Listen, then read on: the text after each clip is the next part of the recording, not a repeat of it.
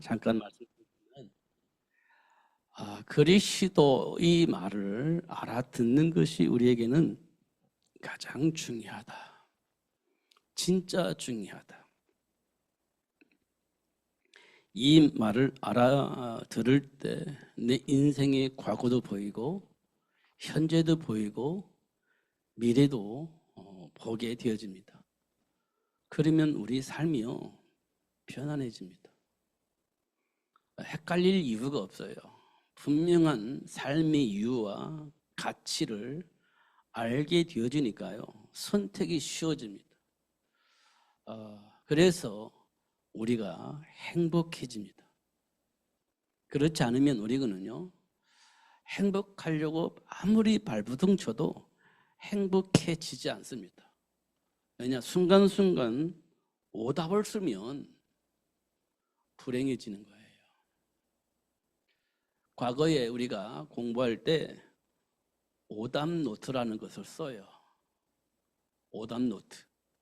왜 오답 노트를 쓰냐면 답을 알기 위해서 오답 노트를 씁니다. 뭐 때문에 틀렸는지, 왜 틀렸는지, 무엇을 몰랐기 때문에 정상적인 답을 쓰지 못했는지 이런 것들을 찾아가는 겁니다. 그게 오답 노트였어요.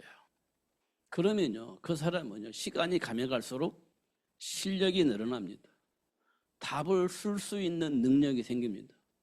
왜냐하면 왜 틀렸는지를 알고 정상적인 답이 무엇인지를 알기 때문에 그런 유형인 문제가 오면 금방 찾아낼 수 있어요. 그래도 오답 노트를 썼습니다. 근데 그걸 형식적으로 하면 그게 안 된다는 겁니다. 진짜를 알기 위해서 마음을 담아서 확인해야 그게 가능합니다. 숙제로 하고 하면, 숙제로 알고 하면 안 된다는 겁니다. 근데 대부분은 숙제로 해요. 옛날에 선생님들이 숙제를 내주잖아요. 그냥 숙제예요. 그냥 후다닥 답을 쓰면 돼요. 때때로는요, 그냥 답을 베끼기도 합니다. 선생님이 숙제를 내줄 때는 분명히 이유가 있어서 숙제를 내주는데 그냥 답지 보고 베껴가요. 그러면 선생님이 내준 그 숙제의 내용과 그 숙제를 하는 나와는 안 맞아요. 그러면 내 실력은 똑같아요. 분명히 답을 썼는데 내 실력은 하나도 늘지 않습니다. 문제를 내면 답을 쓸 수가 없어요. 왜냐? 그냥 답을 베껴 썼기 때문에 그래요. 내 실력과 전혀 상관이 없는 그런 행위를 했기 때문에 그렇습니다.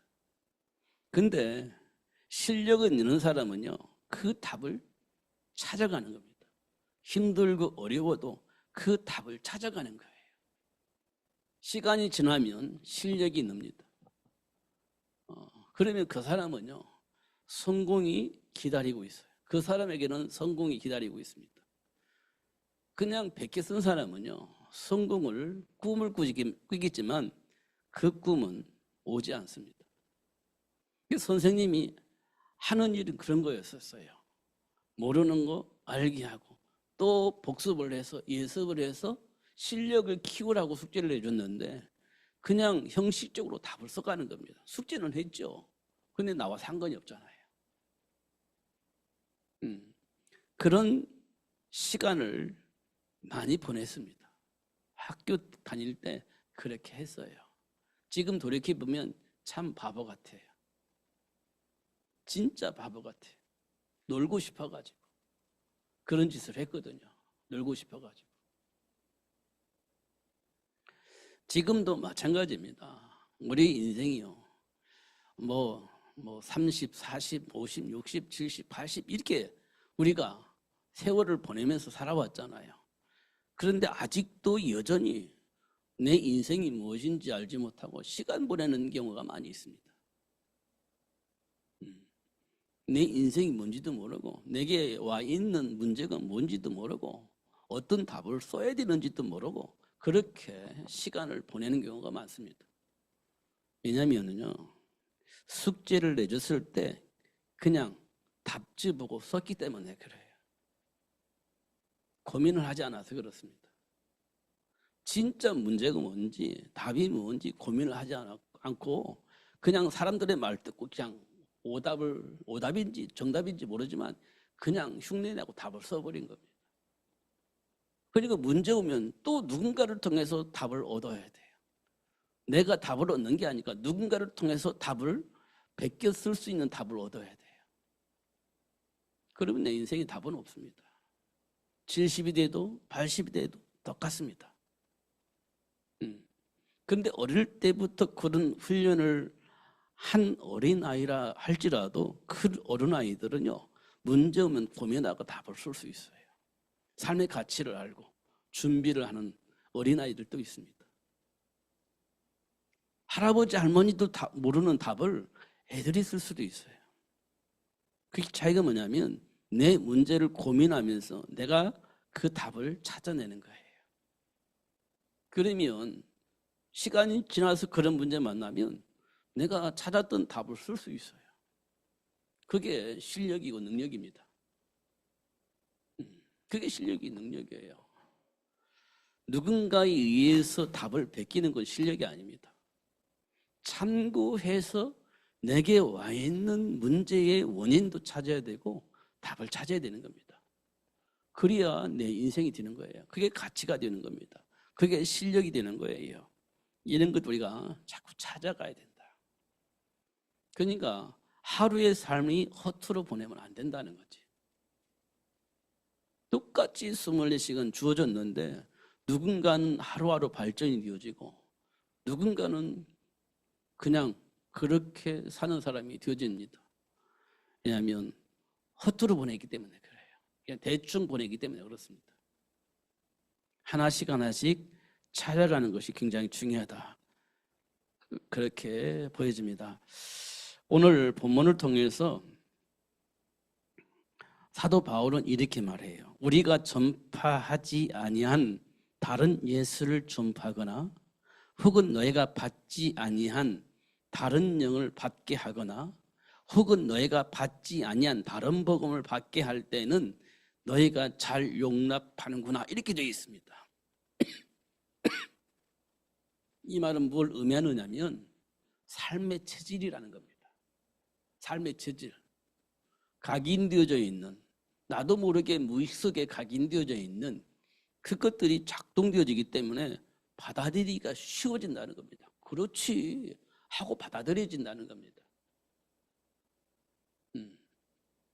세상 문화에 영향을 받고 살아온 우리는요, 세상 문화를 쉽게 받아들입니다.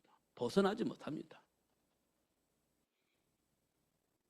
그렇기 때문에 하나님의 말씀이 안 받아들여지는 겁니다. 하나님의 말씀이 어렵게 들려지는 겁니다.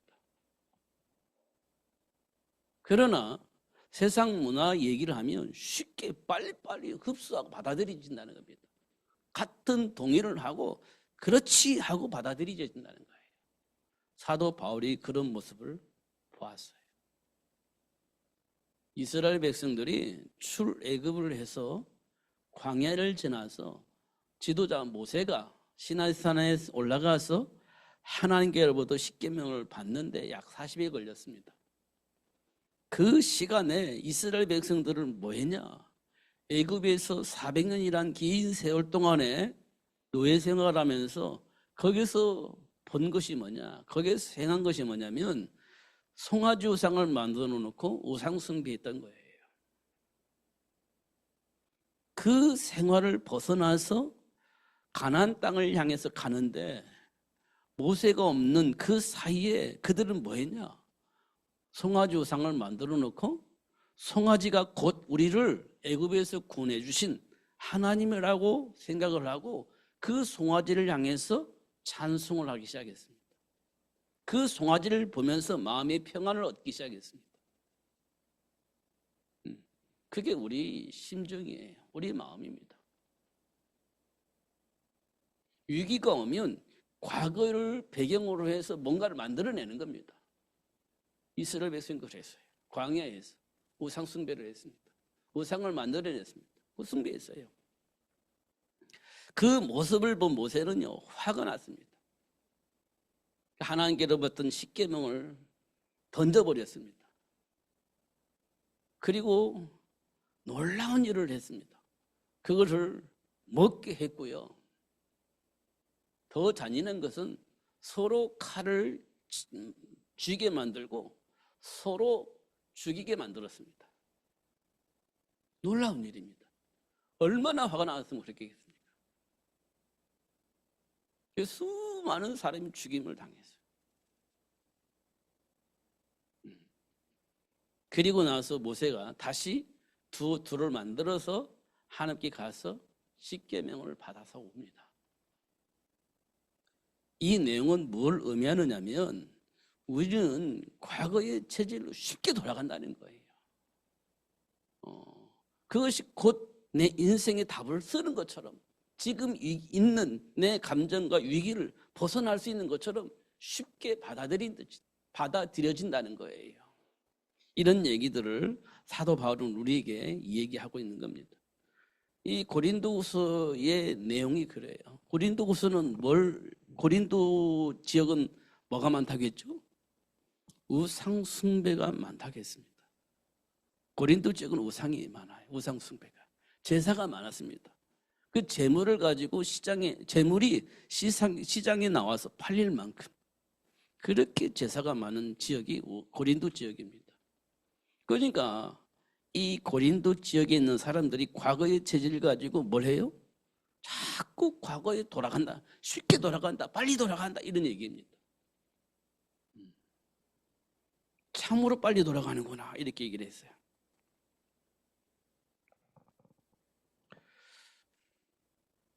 그러면서 내가 다른 사도들보다 지식이 부족하지 않다. 이 지식이란 말은 그리스도를 아는 지식이에요. 그리스도를 아는 건 안다는 얘기예요.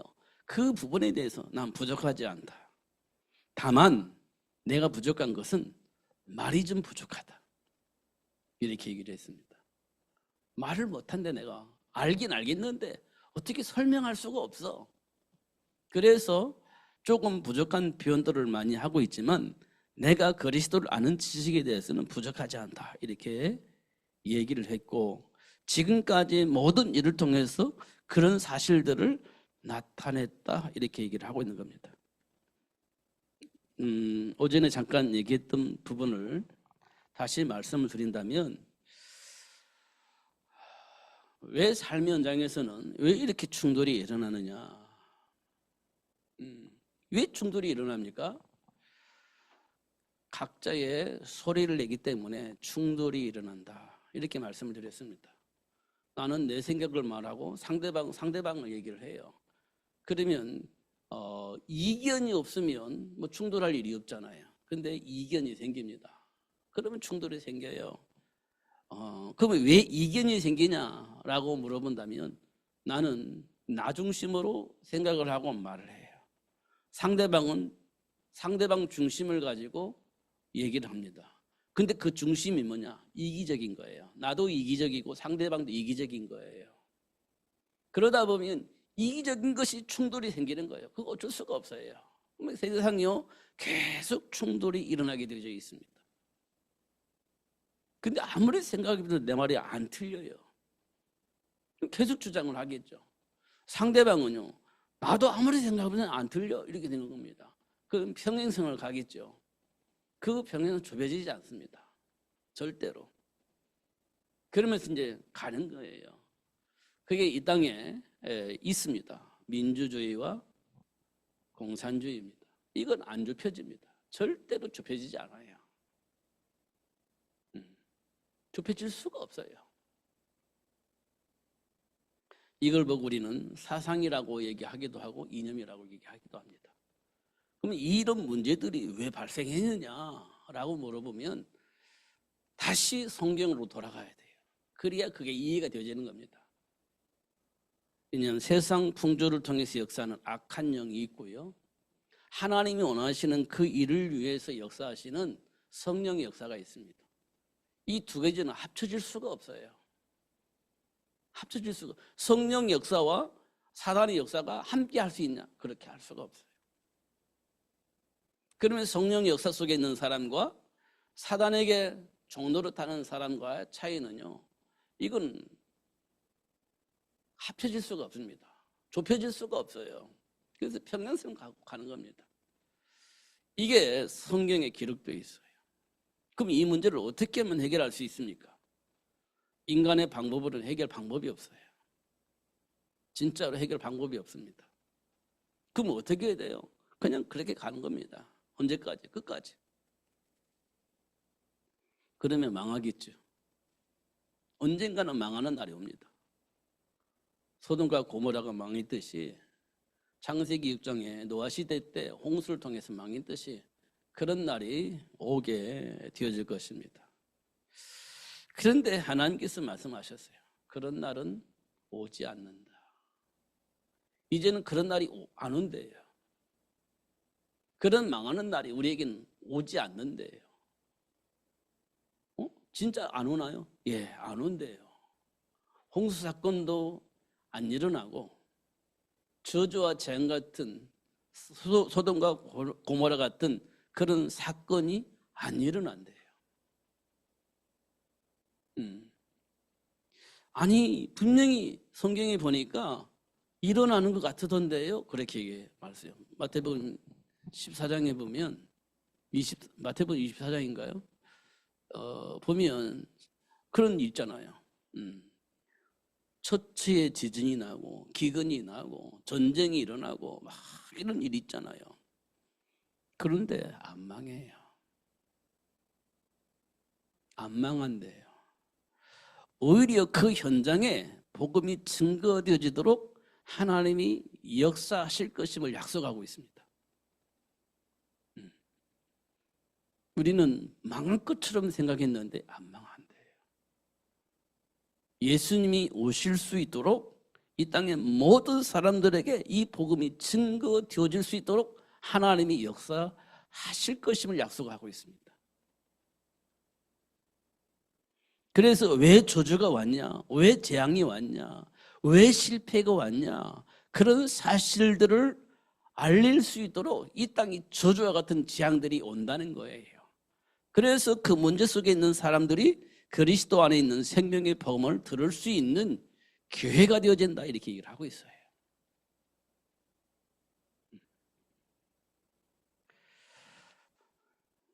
제가 어릴 때 공부를 워낙 안 하다가 조금 공부를 하니까 점수가 좀 오르더라고요. 공부를 안 하다가 공부를 하니까 점수가 올라요. 아, 그러면 내가 공부를 안 해서 이렇게 점수가 안 났구나.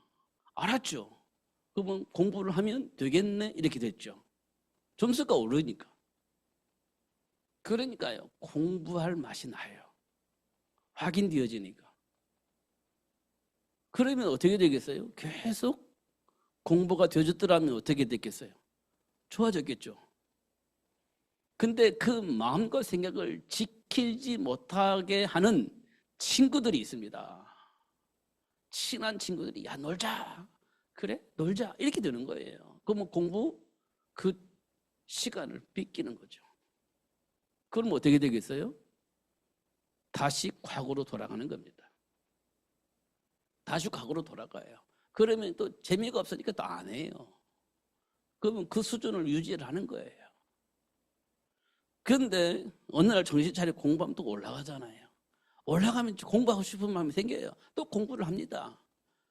그러면 친구들이 유혹할 때 내 스케줄을 가지고 준비를 했다면 어떻게 됐을 것 같습니까?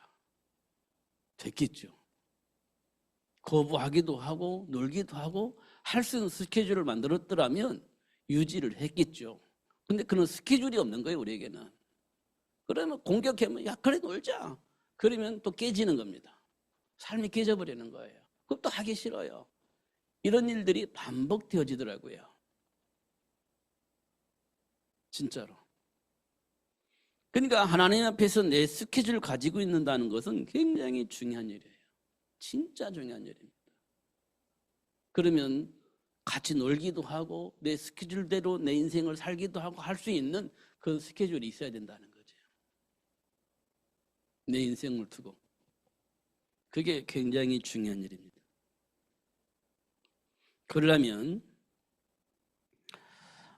사도 바울이 말한 대로 내가 지식으로는 부족하지 않다 이 말을 알기 위해서는 우리가 뭐를 알아야 되냐면 십자가의 도 이걸 알아야 돼요. 예수님께서 십자가에 못 박혀 죽으신 이유입니다. 이유. 십자가에 못 박혀 죽으신 이유. 이걸 알아야 돼요.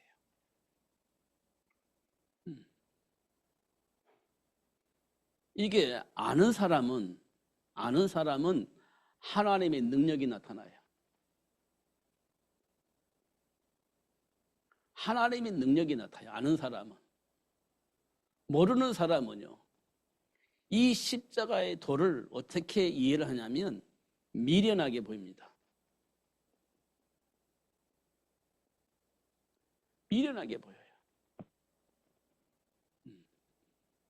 그러니까 십자가의 도를 아는 사람은 이거를요 믿어요.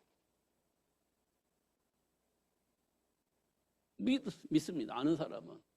그래서 뭐가 나와요? 하나님의 능력이 나타나요. 근데 미련하게 보는 사람은 어떻게 해요? 믿지 않아요. 이걸 보고 우리는 불신이라고 합니다. 불신하게 되어집니다. 그러면 뭐가 나타날까요? 하나님의 능력이 안 나타나요. 하나님의 능력이 안 나타나면 어떤 일이 벌어지겠습니까? 하나님의 능력이 나타나지 않으면 땅이 저주를 받았잖아요. 그래서 내 인생이 저주 속에 살게 되어지는 일이 벌어져요.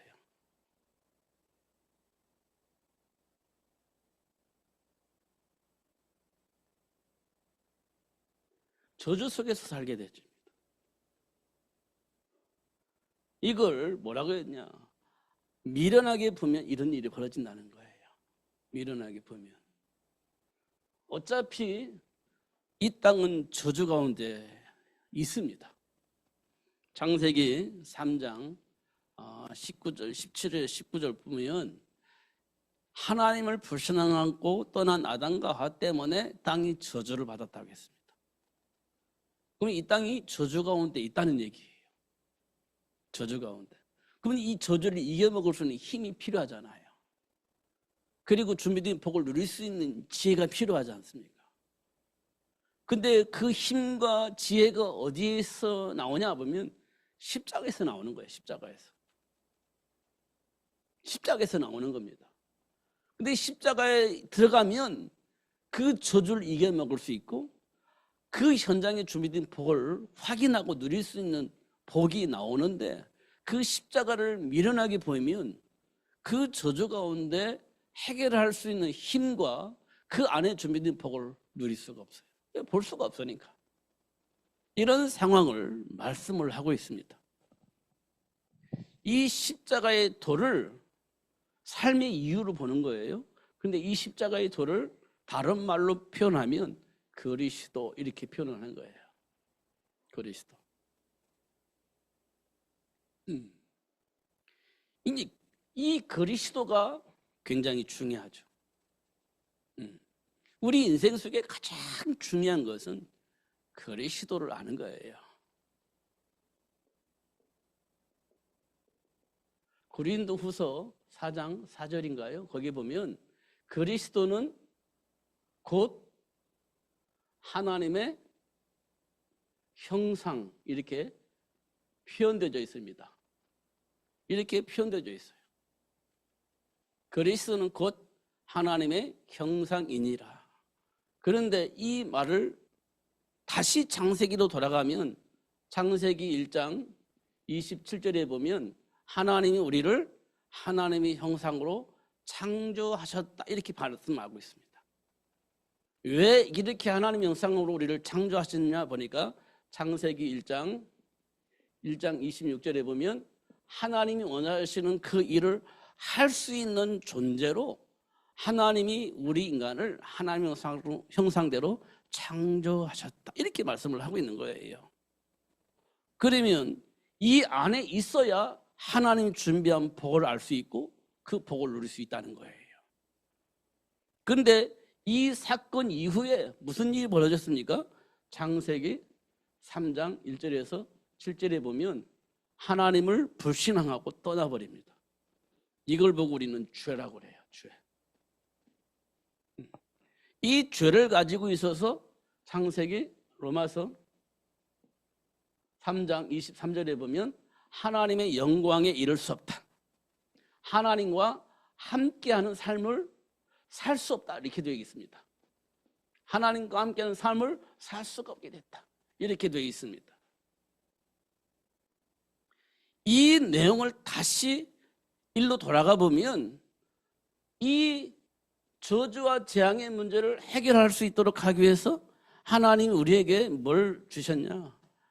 십자가 사건을 일으켜 주신 거예요. 십자가 사건을. 그래서 십자가를 통해서 이 문제를 해결해 주시고 이 사실을 믿는 자들에게는 다시 하나님이 원하시는 일을 할 수 있는 능력으로 함께 하신다는 내용이에요. 이 능력으로 함께 하셔서 저주와 재앙을 해결하고 준비된 복을 누릴 수 있도록 역사하시는 것을 보고 누릴 수 있게 되어진다는 거예요. 십자가를 통해서. 그러나 이거를 미련하게 보는 사람은 이 저주 속에서 그렇게 살아야 된다는 거예요. 이게 성경의 내용입니다. 이런 사실들을 여러 사건을 통해서 보여줍니다. 여러 사건, 성경 내용을 보면 많은 사건이 있잖아요. 그 내용을 통해서 계속 반복해서 이 내용을 계속해서 반복해서 몇천 년 동안 이 사실들을 반복해서 설명해 주고 있는 거예요. 지금 우리 삶 속에서도 이걸 알게 하시려고 지금 역사하고 있는 겁니다. 삶 속에서 만나는 수많은 문제들 통해서 이거 얘기해 주고 있는 거예요.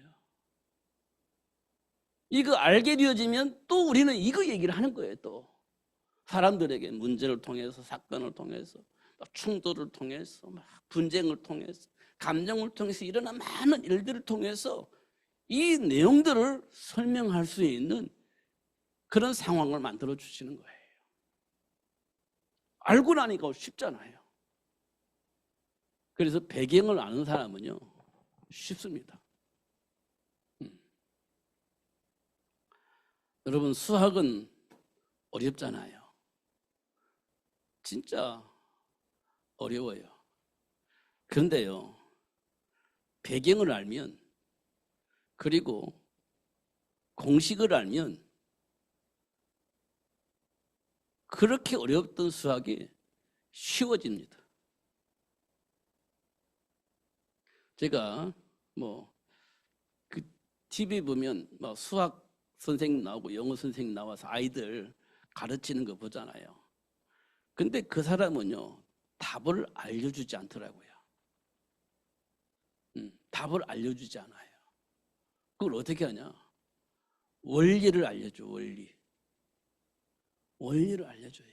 왜 그렇게 되어졌는지, 왜 그런 공식이 나왔는지 그 이유와 배경을 알려주더라고요.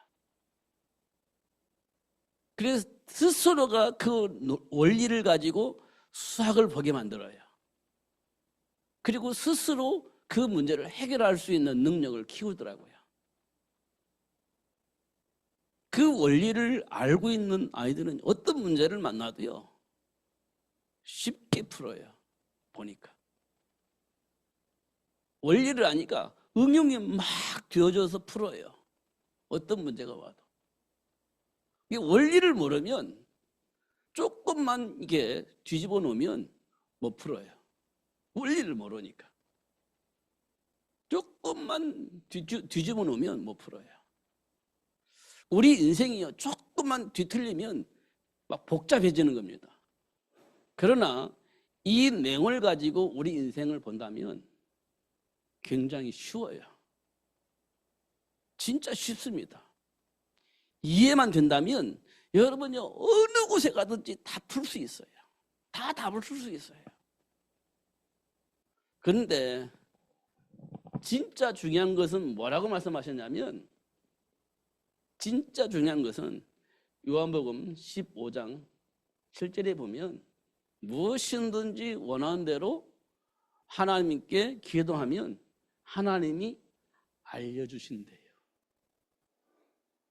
무엇이든지 원하는 대로 구하면 하나님께서 거기에 대한 답을 주시겠다고 약속을 하셨어요.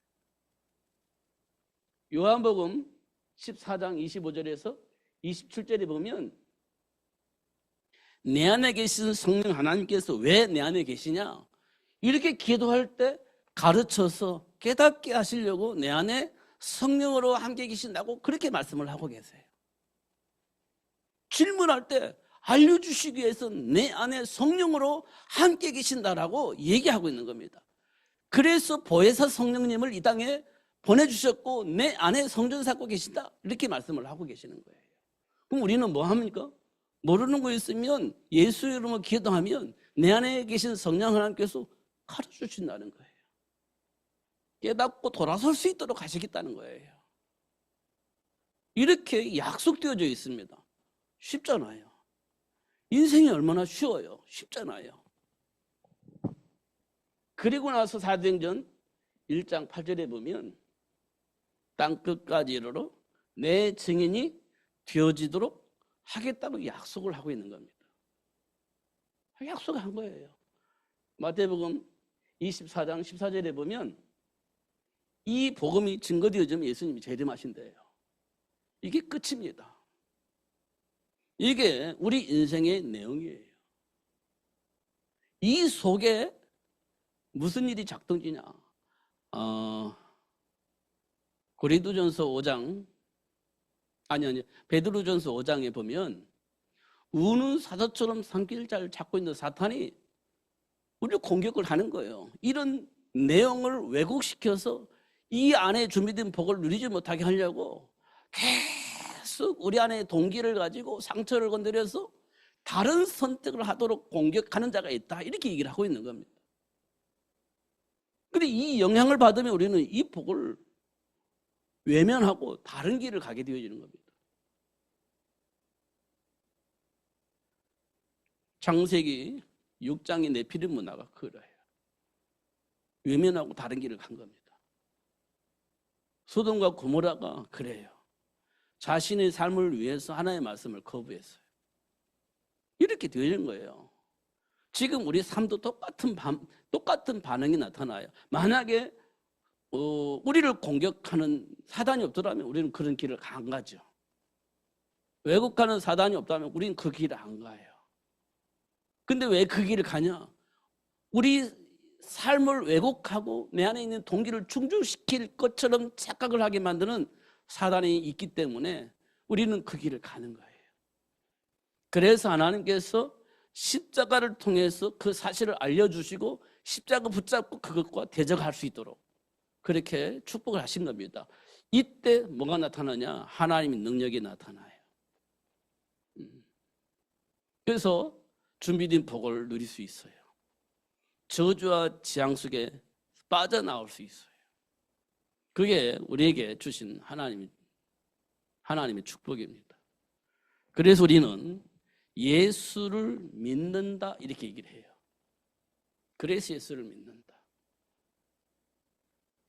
이 사실을 알고 있는 사도 바울이 비록 말에는 부족하지만 지식에는 그렇지 아니한다, 이렇게 얘기를 한 거예요. 이 사실을 알기 때문에. 말은 조금 이상할 수 있을지 몰라도, 어눌할지 몰라도, 어떤 좀 이상한 말이 섞여 들어갈지 몰라도 이 부분에 대해서는 확실하다는 얘기예요. 그렇게 얘기를 한 겁니다. 이 속에 있는 이 기준을 가지고 지금 내 감정도 한번 점검을 해봐야 되고, 위기가 왔을 때 내가 어떤 선택을 하게 되어지는지 그 선택의 기준도 한번 점검을 해보고, 그렇게 되어지면 이기적인 내 생각과 하나님 주신 말씀 속에서의 어떤 충돌이 있음을 확인할 수 있을 겁니다. 그럼 어떻게 될 것 같습니까? 그때 이기적인 나를 벗을 수는 없잖아요. 그러면 하나님의 말씀을 불신해야 되잖아요. 그쪽에서 막 갈등하잖아요. 그때 사도 바울은 이렇게 얘기를 했어요. 이기적인 내 감정을 배설물로 내려놓고 십자가를 잡겠다, 이렇게 얘기를 한 거예요. 이거 진짜 하나님의 은혜 없이는 안 되는 얘기예요. 왜냐하면 우리는 십자가를 미련하게 보이기 때문에 그 선택이 불가능해요. 그러나 십자가가 하나님 능력이라 한다면 우리가 그런 선택을 할 수가 있게 되어지는 거죠. 이런 부분들을 우리가 꼭 확인을 해야 돼요. 그래서 우리 신앙생활은 형식이 되지면 안 됩니다. 사실이어야 돼요. 사실이어야 돼요. 형식이 아니라 실제가 되어야 됩니다. 실제가. 그냥 뭐 신앙생활을 이상하게 하지 말고 진짜 복을 받을 수 있는 삶의 비밀을 가지고 복 받는 삶을 살아야 된다는 거예요. 형통하게 되어지는 삶을 살 수 있어야 된다는 거예요.